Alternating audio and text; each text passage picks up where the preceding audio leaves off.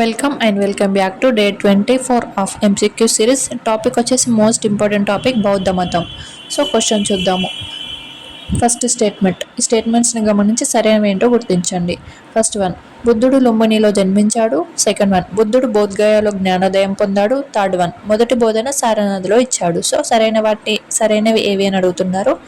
So సరైనది ఏంటో guess చేయండి. ఇప్పుడు ఎక్స్ప్లెనేషన్ చూద్దాం. బుద్ధుడు లుంబినిలో జన్మించారు అంటున్నారు. అవును, బుద్ధుడు నేపాల్లోని లుంబినిలో జన్మించడం జరిగింది.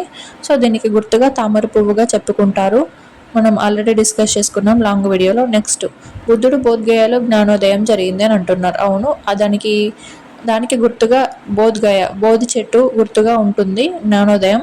నెక్స్ట్, బుద్ధుడి మొదటి బోధన సారనాథ్లో ఇచ్చారు అంటున్నారు. అవును, ఇది కూడా కరెక్టే కాబట్టి అన్ని స్టేట్మెంట్స్ కరెక్టే. స్టేట్మెంట్ నెంబర్ 1, 2, 3 అన్నీ కరెక్టే కాబట్టి ఆప్షన్ డి అనేది కరెక్ట్ ఆన్సర్ అవుతుంది. ఇలాంటి మరిన్ని ఎంసీక్యూస్ కోసం ఛానల్ని ఇప్పుడే సబ్స్క్రైబ్ చేసుకోండి. Thank you for watching.